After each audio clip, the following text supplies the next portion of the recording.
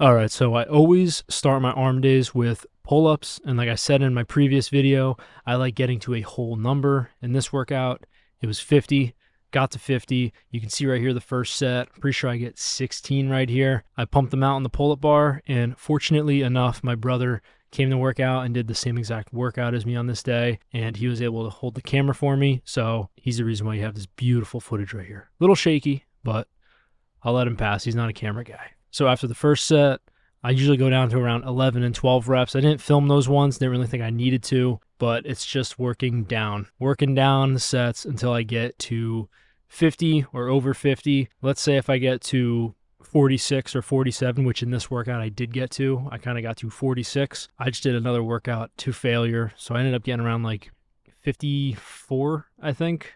Finished with 8 reps on that final set, and then I was ready to move on. And you guys are probably thinking, why am I doing pull-ups on an arm day? Why don't you do them on your upper body day, your chest and back day, your shoulder day, or whatever?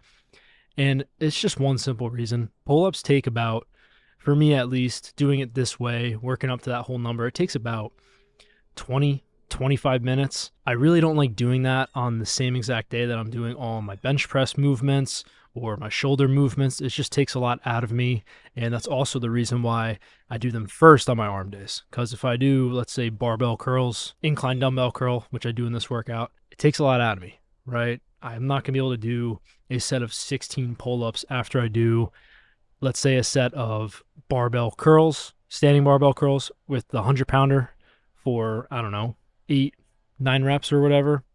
It's just not intelligent to do. It's also my personal preference to do these on arm day. I feel like it gets my body warmed up instead of kind of just jumping into, let's say, a tricep movement or a bicep movement. It just feels good. All right, on to the next workout. And of course, my first bicep workout is going to be the standing barbell curl. You can see in the footage right here, lately I've been doing the 100-pounders, and I'm slowly getting back to where I was before my wrist injury, before my right wrist got injured during work. I was at around 11, 12 reps on the first set with the hundreds. Right now, I get 8 here, I'm pretty sure. So kind of getting back there, really excited for myself on this because this wrist injury really took a lot out of me, and I took a whole month off of training.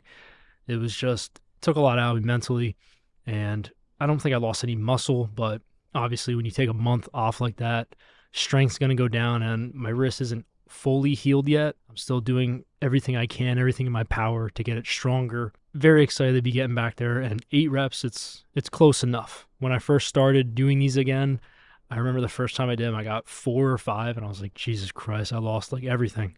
But slowly getting there, feels really good. And I did a 90-pound set for my second set, and I think I got 9 there, and then I did 90 pounds again for the third set. I think I got 8 or whatever. Kind of losing my strength quick in this workout, but didn't really matter. Usually I do a little more, but it's a simple workout. Standing barbell curl, that's all I really have to say to that. Not swaying the weight too much. You can see the form right here, but I'm still kind of trying to help my arms out a little bit. 3 sets of that, done for. On to the next one, and that's going to be dumbbell incline skull crushers. I usually do these with an easy bar. Haven't really been feeling it with those lately, so I decided to do dumbbell here, and I had to flare my elbows out. You can see right here my arms. I'm flaring the weight kind of away from me because it was hitting the bench, the headrest right behind my head, and it felt good, honestly. As long as I didn't hit the bench in this workout, it felt pretty good. A lot of guys wonder whether they should be holding the weights with their elbows kind of pointed back a little more or straight up, and I would say being between those two is probably your best bet. I feel like when you hold them way too back, like this, you can see right here, you're risking injury. And then when you're going too forward, you're not really working your tricep at that point. So going between there, between those two, that's probably your best bet on these. Okay, next up we have the dumbbell incline curl. And this is definitely my favorite bicep workout of all time. I did get this from Steve Reeves from reading his book. I love this thing. And the first set here, I just did 35s. Usually I start my arm day with this, my bicep routine with this, and I'll do 40-pounders for about either 8 to 10 reps. Really ranges sometimes depending on how I'm feeling. But on this particular day, I did them second. So I went down a little bit with the 35s, not much. And just kind of repped it out. Went to failure, 3 sets, and really nothing to say about that. I flare the weight a little bit out, the dumbbells a little out. If you can see right here, I don't like going straight through. I flare them a little bit. A lot of guys say to do like way out here like this. I really don't feel a good workout doing that with my biceps. I like keeping it, again, somewhere between there and then coming up. And the final movement of this arm workout is going to be the seated dumbbell French press. I love this freaking workout. I usually do it on the pulley machine, but there's only 2 pulley machines right now that actually work at this gym I go to. And after work, when I go now, they're always swamped with broccoli heads. You guys, if you know, you know. Always swamped. Can never get on them. So I just do this variation. And the main key here is to keep my elbows pointed pretty straight up. I don't like bowing them out that way, left or right. Keep them straight up. And I just like going big stretch back behind my head. Nice and slow. I do like going deep on these. A lot of guys don't go deep, which is fine if you don't have the shoulder mobility, which I do have that. If you don't have it, don't go so deep. But if you do have that and you can really get that good stretch, obviously go for that stretch. I'm telling you right now, you will thank me later. But yeah, guys, that wraps up the workout. I know this was a pretty quick video, and I hope you enjoyed it. I hope you learned a lot. This is what I usually do for arms.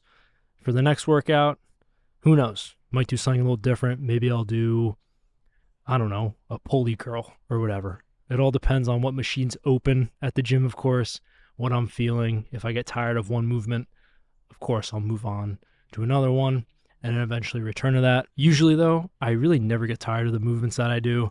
I always do, at least try to do, standing barbell curl or dumbbell incline curl on my arm days. If not, I'll do a preacher curl or whatever, maybe sub one of them out. Those 3 movements right there are basically all I do for biceps. I love those right there. The tricep ones that you saw in this video, that's basically all I do for triceps. And you guys might be thinking only 2 movements. Well, when you do pull-ups first, and then you do the next 2 bicep, 2 tricep, straight to failure, balls to the wall. You really don't need to add more on there. And me and my brother were already in there for like an hour and 15 minutes after we finished those 2. And we're just like, you know what? Let's call it a day. That's enough. All right. We got to dig holes tomorrow at work. It's fine. Right. Just leave it there. No need to do any more junk volume. And yeah, I hope you guys learned something. As always, thank you for watching. Almost at 17 here. Closing in on it. Very excited. Obviously, I'll tell you guys when I get there, but not there just yet. Guys, thanks for watching. Have a good one.